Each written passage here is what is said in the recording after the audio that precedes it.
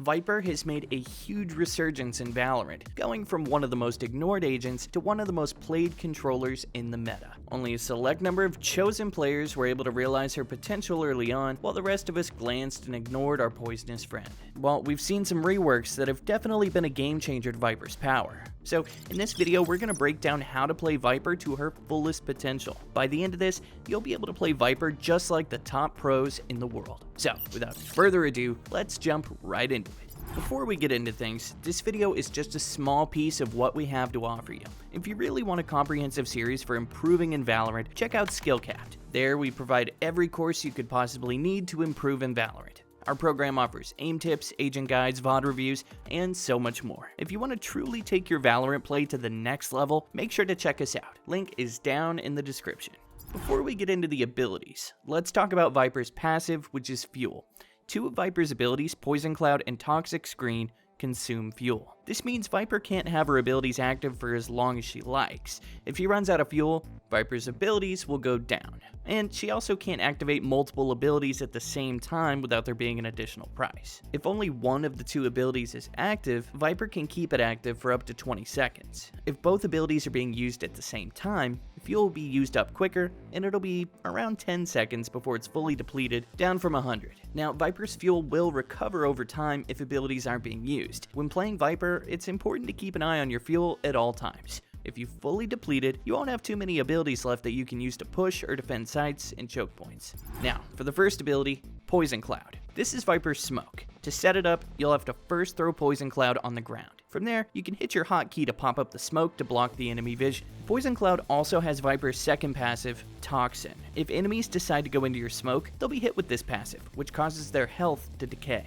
At first contact, they'll immediately lose 30 health, and then proceed to drop 10 health every second. This is only a temporary health loss though. If an enemy exits the smoke, their health will start to come back. Despite this, running straight through the Poison Cloud will be foolish because 1, you won't be at full health, and 2, you don't have vision prior to peeking out the smoke. And that means you won't have any information on enemy locations while the enemy could be close by and able to pick you off right off the smoke push. After a brief moment, you can hit the hotkey again to put the smoke down if you desire. Oh, cool. That means I can put the smoke on and off wherever I want, right? Well, that's how it almost used to be, but nowadays there is a delay. If you put down Poison Cloud, there will be an 8-second delay before you can use the ability again. So be cautious if you're deciding to drop the smoke, as it leads you into a more vulnerable state. If the enemy sounds close by, you'll want to keep your smoke up just a little bit longer to delay them and ask your team to rotate over and help you. If it sounds like the enemy is backing up, you may want to drop the smoke early to let your fuel replenish. Remember, fuel is very valuable, so you don't want to waste it when it might be needed later on in the round. In most scenarios, as a defender, you'll likely want to throw a smoke at the start of a round to prevent attackers from just straight up pushing through onto your site. For example, A main is a very popular choke point that attackers will try to rush, so a smoke placed here would be wise. Just a little tip with smoke placement though. When placing your smokes on a choke point, you want to position Poison Cloud as deep into the choke point as possible. The reason for this is so you maximize the amount of space that you're denying from the enemy. With the smoke deeper onto the choke point, it'll be more difficult for players to throw flashes and utility out of your smoke, which decreases the success rate of enemies disrespecting Poison Cloud and trying to push through it. Foolish mistake, my friend. Now, another aspect of Poison Cloud is it can be picked up after it's thrown. You won't get the ability back for subsequent rounds by doing this, but it allows you to reposition your smoke if you messed it up the first time. Along with that, this feature is very useful when the attackers end up going to the opposite site of where you're at. You can pick up Poison Cloud so you have it available to retake. When retaking a site, you could smoke off the spike to make it easier to defuse. Enemies won't be able to see you, and you'll be forced to peek more aggressively and spray through the cloud. The lack of vision gives you the extra time to defuse the spike, time that could prove to be the difference between whether you fully get the defuse or not. The other option is to smoke off a choke point that you know the enemy's defending the spike at. If enemies are in a cave, smoke them off and their vision is really blocked off now. Attackers are then left with two rough options: either spray through the smoke and hope to eliminate the diffuser, or push through the smoke to regain their vision. The former could work with proper pinging, however the latter has a low success rate. Enemies will lose health due to Toxin, and then the lack of vision as they push will make it easy to eliminate the player and get back to your business. Now let's get into using Poison Cloud on the attacker side. For most cases, you're going to want to save this to drop right onto the spike after it's been planted. And I know what you're thinking. You might be thinking, this is a foolish move. Why in the world would I place a smoke that's going to block off vision and make it easier for the defenders to defuse? And the reason for this is good old Toxin. Toxin decays the enemy's health, thus making it a little easier to get a kill if someone decides to stick the defuse. A few bullets should be all it takes, and if you have Snakebite, which we're going to cover later, things will be even easier. Smokes may also be used to help you and your team cross certain areas of the map. For example, this cross from mid to A doors can be sketchy with all the angles you have to watch out for. By throwing a smoke on it though, this rotation is 1,000 times easier to perform. And last, you can also choose to block off a choke point with Poison Cloud, just like you would as a defender. This again denies enemy vision, thus making it harder for him to confidently push and retake the site. Before we get into our next ability, we need to talk about one-way smokes. One-way smokes are when you have a smoke position, so when the enemy peeks you, they can't see anything. You, on the other hand, can and therefore are able to shoot back at the enemy without them having any sort of retaliation. This makes one-way smoke so powerful. It turns a choke point into a one-sided affair since there's no way of fighting back. Here's a quick example for B-Link on Pearl. Line yourself up with the rightmost pipe on this container. From there, turn around and you'll see a light triangular shade on the ledge above Link's. Place your crosshair just above the bottom corner of this triangle and left click. This one-way really covers the choke point well, and leaves the enemy with no vision of the site at all if they choose to run through it. If the enemy's smart, they'll know to back off and go somewhere else. Now, full disclaimer, you don't need one-way smokes all the time to win rounds, and there isn't a one-way for every choke point in the world. If you happen to know a one-way smoke on the choke point you were assigned to defend, then use it. If your defense is lacking elsewhere on the site though, you may want to give up that one-way and change positions to use your abilities there instead. A normal smoke can be just as effective. It still blocks off enemies from pushing, and it allows your team to have a better defensive setup on the map as a whole. In most cases, a one-way is just a scarier version of a normal smoke. You probably won't get too many eliminations with them unless the enemy's just completely unaware that your smoke is one-way. So yeah, one-ways are strong, but don't think they're the be-all end-all. Moving on, we have Toxic Screen. This is the bread and butter ability that distinguishes Viper from the rest of the controllers. Toxic Screen throws down a line of gas emitters. When you hit this ability, you'll get a wall that goes across these emitters and blocks vision. This ability also has Viper's passive, Toxin. Enemies pushing through the wall will tank the 30 health drop, making them a little bit easier to eliminate. If you look on your minimap, you'll see an indicator that tells you where your Toxic Screen will land. Now, make sure to pay attention to this so you know exactly where it's going to land. You can't pick up Toxic Screen like you can with Poison Cloud, so you gotta place it wisely. The Toxic Screen's different than the typical smokes that other controllers have. With this wall, you have potential to block off multiple choke points and areas at once. On Breeze, you could throw a wall from B side so it covers elbow and the entire half of middle. That's 2 choke points covered in one ability. Only go for these kinds of walls if your position makes sense for it though. If your teammates are covering certain choke points, you might want to leave it up to them and focus your sole attention on one point. For example, a good wall on A side at Breeze would be throw it vertically through the double containers. Now players are forced to push through it if they want to get onto site to plant. Toxic Screen placements can be a little funky at times though. You might find your gas emitters stopping early and not giving the right coverage your minimap indicated. To ensure this happens as little as possible, aim up towards the sky whenever you place Toxic Screen. This helps to prevent objects from stopping the ability too early. Just like with Poison Cloud, you cannot activate and deactivate the ability as you please. Delays with these two abilities are the same. If you deactivate Toxic Screen, there will be an 8-second delay before it can be activated again, so make sure to keep that in mind.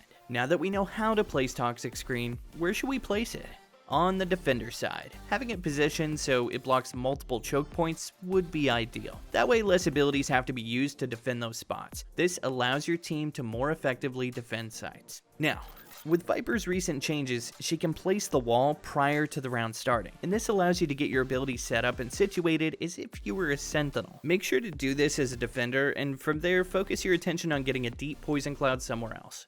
Now, on the attacker side, we want to place Toxic Screen onto sites in a way that it'll deny the most vision from the enemy while also giving the most space for your team to push through. For example, on A site Breeze, you can throw Toxic Screen diagonally across the pyramids. Now defenders backside and in middle doors can't do anything on the push. Likewise on the B site, you can throw a wall straight down the right side of the site. And now, Players in spawn or tunnel are not able to assist in defending the site. A similar wall can be thrown from A main on bind through truck to deny vision from players backside, triple, and showers. Here, we absolutely do not want to place our wall prior to the round start. The enemy can see this, and as a result, they can predict where you and your team are trying to go. This will give them a little extra time to rotate players early and have a stronger defense against your attack. At the very least, just wait until the round starts so the enemy has less time to react. Now, placing your wall down doesn't mean you have to hit that site. It would be ideal, but it's not required,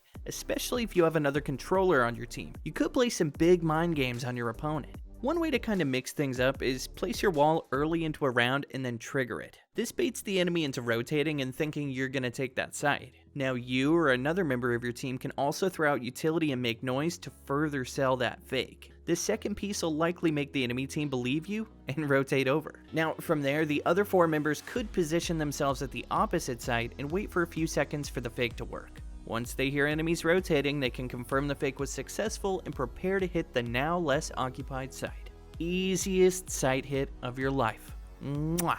Now keep in mind, this kind of fake out won't work every round though. Just like how most strategies won't work round to round, you want to mix things up every once in a while. After a few normal site hits, go for some fake hits, and vice versa. Keep your enemies guessing so they can't predict your next move. With that being said, let's get into Snakebite. This is Viper's Molly. Anyone who steps into this will take damage and will also get hit with the vulnerable debuff that lasts 2 seconds. This debuff causes players to take double damage, meaning it only takes half the number of bullets to eliminate them. Snakebite is quite useful to clear off common positions. You can also bounce it off the wall to secure those positions that you normally wouldn't be able to get to without exposing yourself. For example, when hitting B site, a good place to molly off of would be Cubby. If anyone's in there, they'll be forced to come out and face death. Even if the player is ready for a duel, they'll still have been hit with the vulnerable debuff, making it a little bit more favorable for you. Typically, you don't want to use all your snakebites during the site hit. You want to save them for the post-plant setup.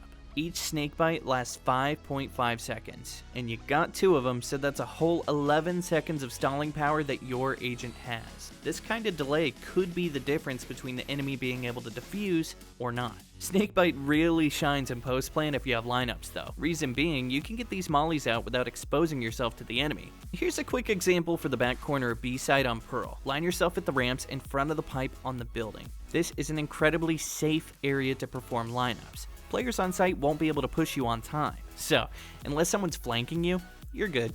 From there, you're actually going to line up horizontally to the second piece of roofing from the left. Once you have that, you want to line up the entire fuel bar with the lower section of roofing. After that's set, fire away, and you have the back plant position covered. If you can get 2 mollies off and have a player defending from ramps, you're going to have an extremely easy time with the post-plant defense. And this is just one lineup for one position on A side. If you have lineups for each map and common plant spots, it'll give you and your team a ton of delay power, which makes your attack sides much easier to win. And for even more lineups, make sure to check out our other guides, which have a plethora of Viper lineups for every map in Valorant. Just be wary of solely focusing on post-plant mollies when the spike is down though. This is still a team game, and the spike takes 45 seconds to detonate, which means even with your lineups, there's 31 seconds of post-plant defense that you need to fend off. When the spike is first planted, play the post-plant normally so you can support your team. Otherwise, you're going to give up an extra player and a man advantage. As the timer starts to wind down, only then do you get back up and get ready for lineups. If you stalled enough beforehand, you can safely rely on lineups to take care of the remaining work. Now on to defense. The purpose of Snakebite on defense is really just to delay enemy pushes. Let's say the enemy got the timing down on our Toxic Screen or Poison Cloud. When these abilities drop, the enemy has better access to the site and might decide to push. Luckily, if you still have Snakebite, you can delay this push. This will stop attackers in their tracks, or if they push, they'll be vulnerable and a little bit easier to eliminate. By the time the Snakebites wear off, you should have enough fuel to pop up your Toxic Screen or Poison Cloud to block off their vision again.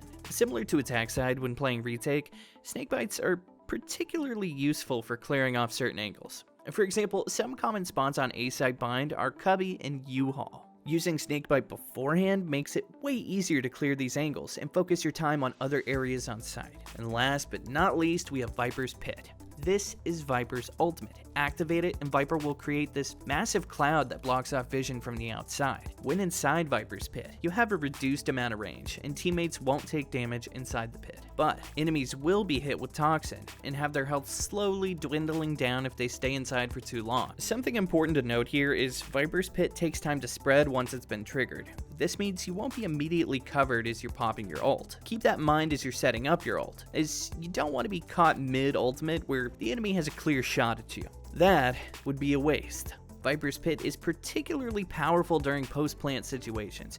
This is when you're going to want to use it the most on the attacker side. Enemies will be forced to enter the pit if they want any chance of defusing. This pit's similar to walking into a smoke. As Viper, you'll have vision first, and will be able to eliminate them fairly easily if you're looking in the right direction. Now, as a defender, Viper's Pit is most effectively used to block off a popular choke point on the map. In most cases, this will be A main or B main that's marked on the map. Having Viper's Pit in these choke points are particularly annoying for the same reason as earlier. If your teammates have your back, you can focus on this one point, and if anyone decides to push it, you'll see them first and bam, easy kill.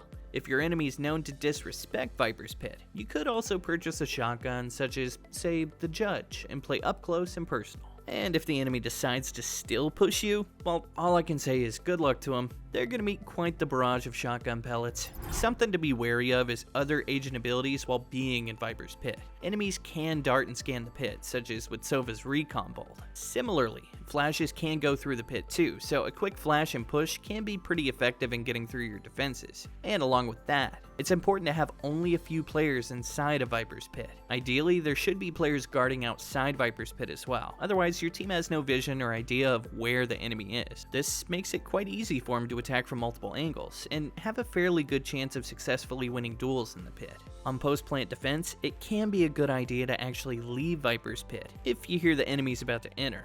Now the enemy's stuck in the ult, taking toxin decay damage without a clue where you're located. They're either forced to stick to the defuse and hope for the best, or exit Viper's Pit with nearly 1 health and still be an easy kill. You essentially played them like a fiddle. Anyway, that's all we have for today's video. We hope this helped you become the ultimate Viper player that every player wished they had on their team. But that's gonna do it for us today. As always, we here at SkillCapped want to thank you all for watching, and we will catch you in the next one.